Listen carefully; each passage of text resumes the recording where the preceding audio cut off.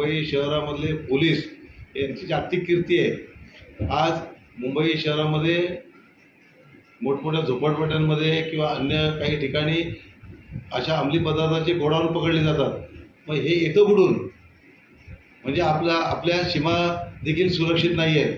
ही जी काही परिस्थिती आहे ही केवळ मुंबईची नाही आहे, जोगेश्वरीची नाही आहे किंवा गोरेगावची नाही आहे, ही संपूर्ण राज्याची परिस्थिती निर्माण झाली आहे।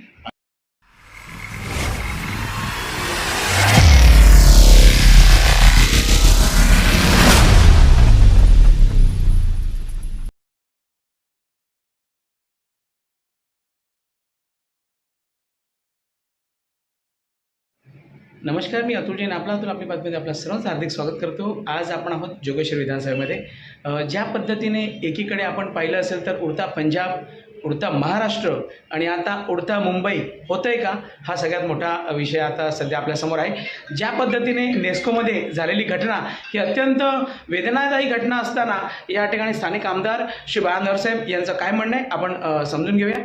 साहेब नमस्कार।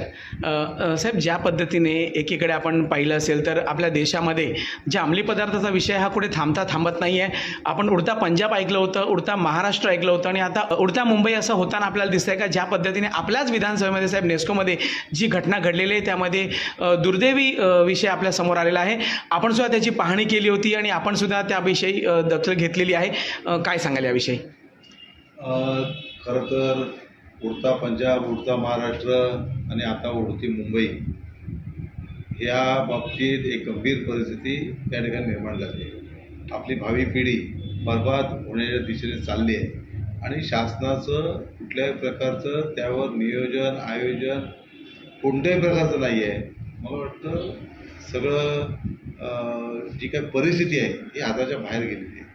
मला वाटतं गोरेगाव विधानसभेमध्ये नेस्को आहे, ते एक जागतिक कीर्तीचं प्रदर्शन केंद्र असल्यामुळे मुंबईला निश्चितपणाने त्याचा अभिमान आहे, अभिमान असायला पाहिजे। परंतु त्या ठिकाणी जे धंदे चालतात, व्यवसाय चालतात आणि त्या माध्यमातून शासनाच्या माध्यमातून एक पाठीमागून जो सपोर्ट मिळतो आहे, सहकार्य मिळतं आहे आणि ही अतिशय गंभीर बाब आहे। मला वाटतं अलीकडच्या काळामध्ये नेस्कोमध्ये जी पार्टीचं आयोजन केलं होतं आणि त्यामध्ये 2 मुले एक त्याच्यामध्ये त्यांना आपला जीव गमवावा लागला। परंतु जीव गमवत असताना त्या कार्यक्रमाचं जे आयोजन होतं त्या आयोजनाची गंभीरता कोणीही लक्षात घेत नाही आहे आणि मला वाटतं वरिष्ठ पातळीवर पडद्याच्या मागून त्यांना सपोर्ट होता, त्याच्यामुळे ते असे कार्यक्रम झाले। माझी शासनाला विनंती आहे की आज उडता पंजाब म्हटलं जातं, उडता महाराष्ट्र म्हटलं जातं, उडती मुंबई म्हटलं जातं, उद्या उडतं घर म्हणायला लागेल अशी परिस्थिती सगळ्या घराघरामध्ये हा जो आजार हा पसरलेला आहे। मला वाटतं आज नशा मुक्तीकडे एका बाजूने शासन दिखावा करते आहे, आम्ही प्रयत्न करतो आहे, परंतु आज गल्लीमध्ये बोळामध्ये नवीन पिढी तरुण मुलं आज बर्बाद होत आहेत आणि त्याच्यावर कुठल्या प्रकारचा अंकुश नाही आहे। मला वाटतं मुंबई शहरामध्ये करोडो रुपयांचं जे काही अंमली पदार्थ ची विक्री पकडली जाते, साठे पकडले जातात, गोडाऊन पकडले जात आहेत, परंतु त्याच्यावर कुठल्याही प्रकारचं बंधन किंवा पुढे अशा घटना घडू नयेत याच्यावर कुठल्याही प्रकारचं शासनाचं धोरण नाही आहे, शासनाची यंत्रणा नाही आहे आणि कुंपण शेत खात आहे अशी परिस्थिती आहे।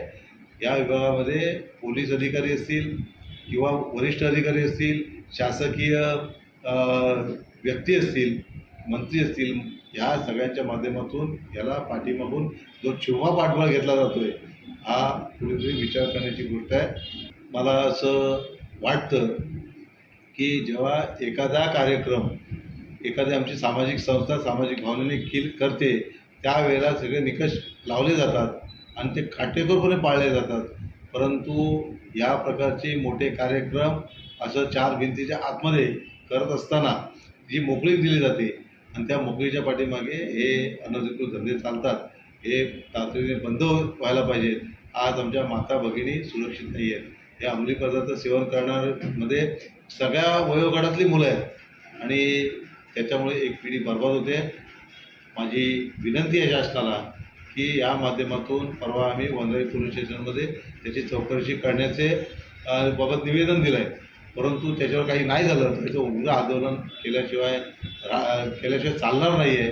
आणि हे सर्व म्हणजे सगळ्यांचीच आज करत झालेली आहे की प्रत्येक घरामध्ये आज भीतीचं वातावरण आहे.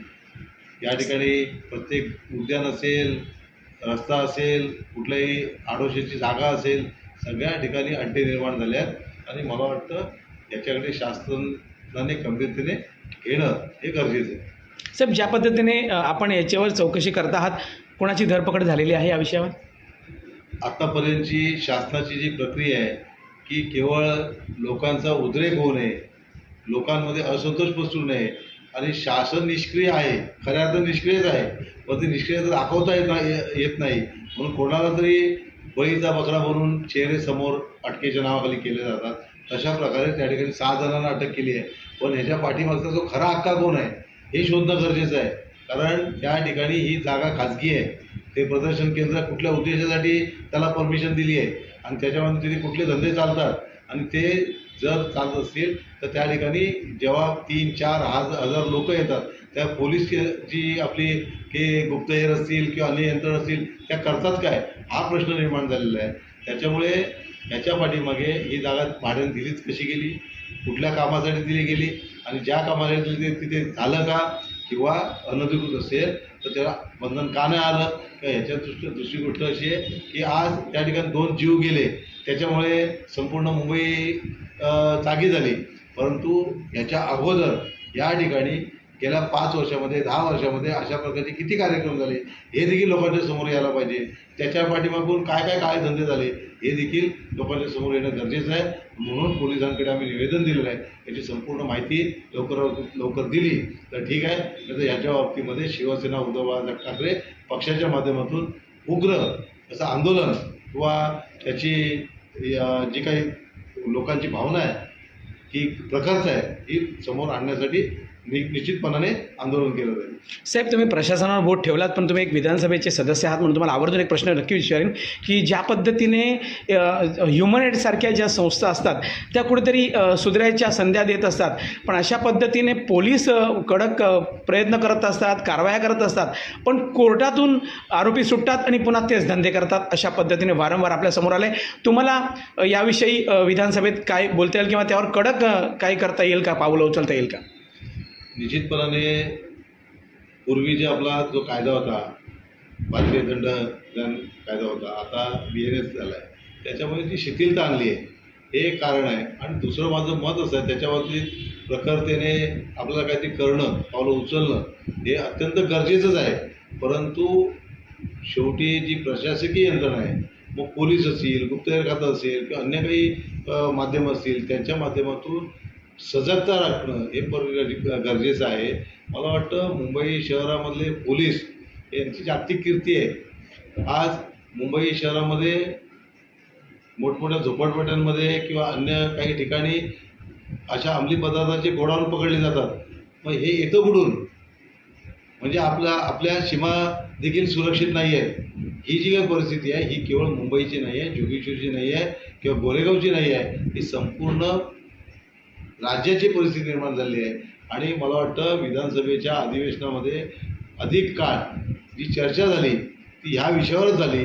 सगळे आमदार म्हणजे महाराष्ट्रातल्या कानाकोपऱ्यातून सगळ्या विधानसभे क्षेत्रामध्ये ही परिस्थिती झाली आहे आणि अशी व्यथा ते विधानसभेमध्ये मांडत होते.